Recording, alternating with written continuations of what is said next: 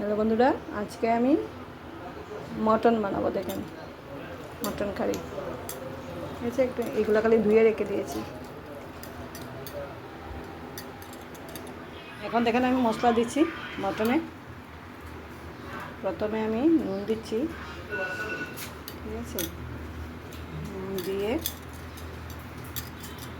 তারপর এখানে আছে ধনিয়া গুঁড়ো।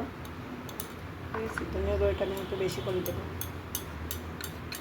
আমি মটনে ধনিয়া গুঁড়োটা বেশি দিই। এটা হলো মটন মশলা,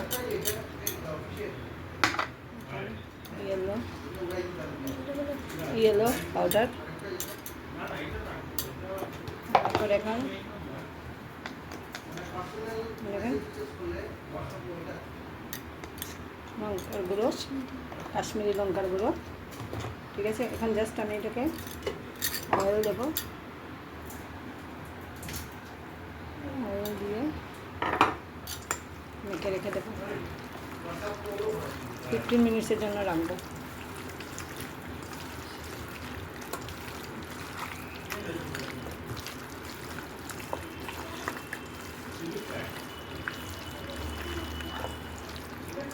ঠিক আছে বন্ধুরা, এখন দেখেন এটাকে আমি রেখে দেবো।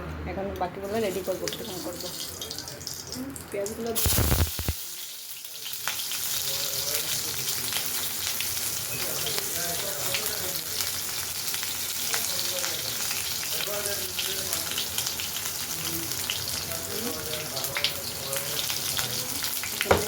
এটাকে মেখে রেখেছিলাম।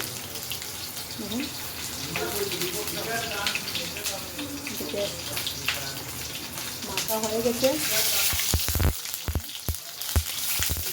এখন আমি এটাকে দিয়ে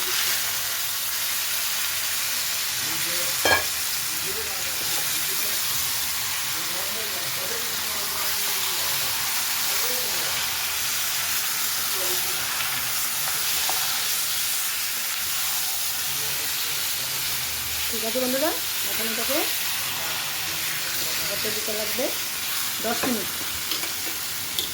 10 মিনিটের জন্য করে দিয়ে আমি এখানে আদা রসুন পেস্ট করে দিয়েছি। আদা রসুন পেস্ট করা হয়ে গেছে।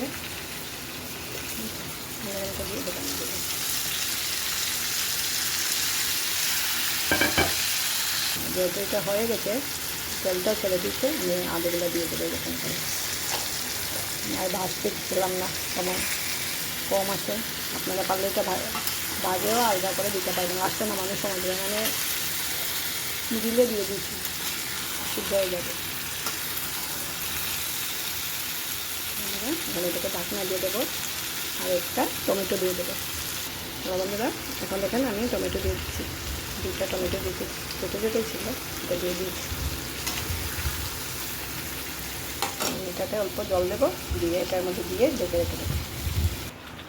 বন্ধুরা, এখন দেখেন আমি চিনি দিয়ে দিচ্ছি।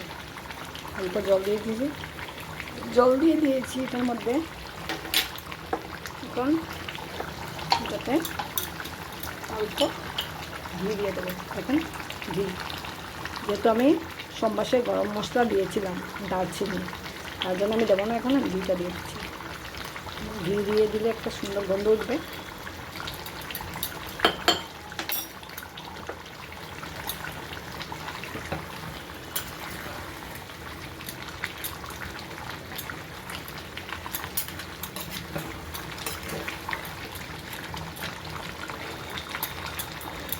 আলুটা সিদ্ধ হয়ে গেলে আমি নামিয়ে দেবো। আলুটা সিদ্ধ হয়ে গেল, এখন আলু 3 মিনিট হতেছে। এখন অল্প জল দিয়ে দিচ্ছি, একটা গ্লাস দিয়ে জল দিচ্ছি। মানে পাটার মাংসটা এত জল দেওয়া যায় না, আমি তো দেই না এতটা, অল্প ঝুল লাগবে, এই জন্য দিয়েছি। 2 মিনিট হবে, শেষ নামিয়ে নেব।